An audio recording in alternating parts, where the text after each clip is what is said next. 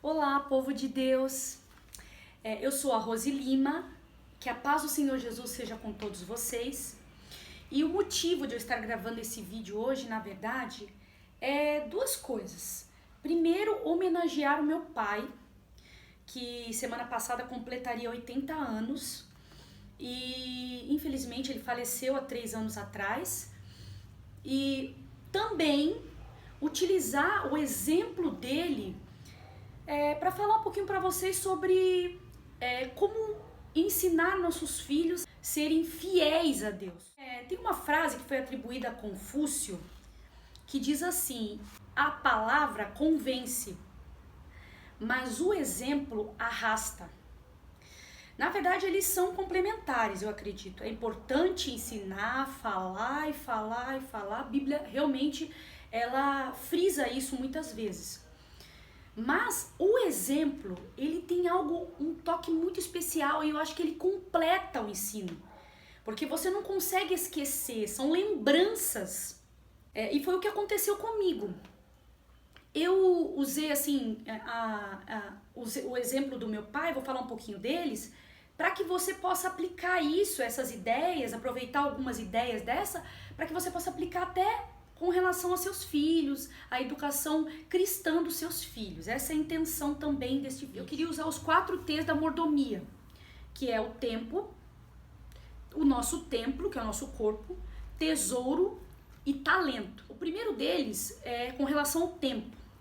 Meu pai, eu lembro que ele se converteu quando eu ainda era criança, então eu não me lembro dele antes da conversão. E a vida do meu pai era se dedicar à família e à igreja.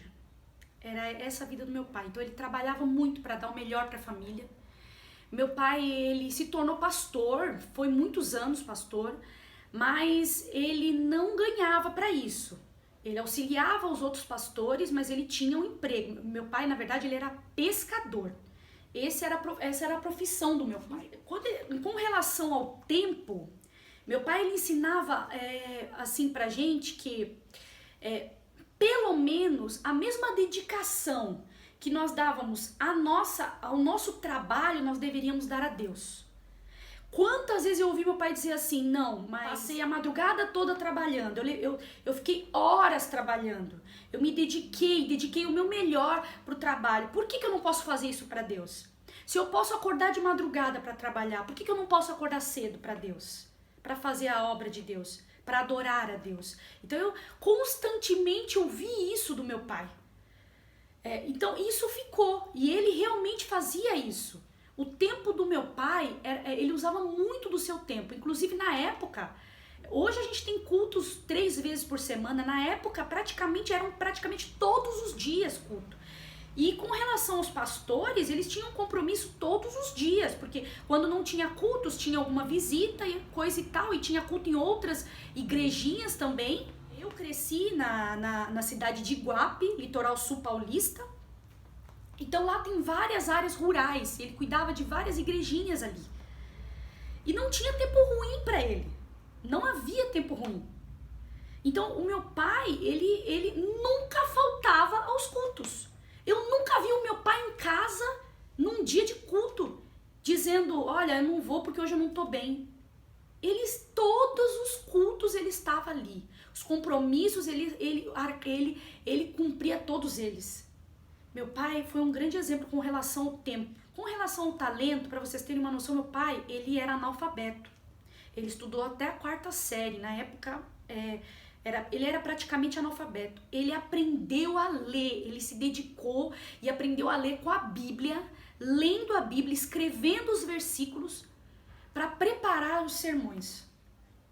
Então o meu pai ele era muito dedicado a desenvolver o melhor dos talentos dele para Deus.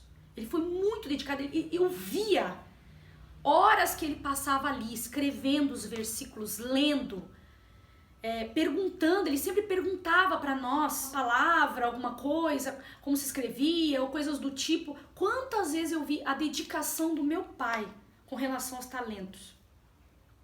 Com relação aos tesouros, o meu pai, ele me ensinou que Deus, ele é misericordioso. E a palavra de Deus diz lá em Êxodo 20, versículo 6, que Deus, ele visita até 1000 gerações daqueles que são fiéis a ele. Então ele sempre falava isso, Deus, ele vai visitar toda a sua geração, se você for fiel a ele. Então eu faço isso não por mim, mas pela minha família. Ele me ensinava a importância de ajudar a igreja, de contribuir com o tempo, de contribuir. Quando tinha uma obra para fazer na igreja, ele era o primeiro a estar lá. Seja lá o que fosse, manutenção, reforma, construção de uma igreja, ele estava lá. Quantas vezes ele falou, essa igreja fui eu que ajudei a construir. Quantas igrejas ele disse isso?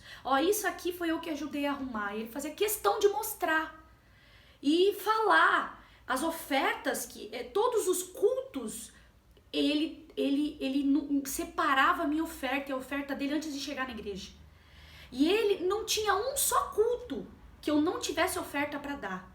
E ele sempre fazia questão de falar, olha, você imagine se a igreja não tivesse dinheiro para pagar energia elétrica, imagine se a igreja não tivesse dinheiro para comprar os produtos de limpeza, para comprar as coisas para oferecer na sala das crianças e assim por diante. O meu pai sempre mostrava como esse dinheiro podia ser empregado, como o tempo dele podia ser empregado. Olha como ficou melhor depois da reforma.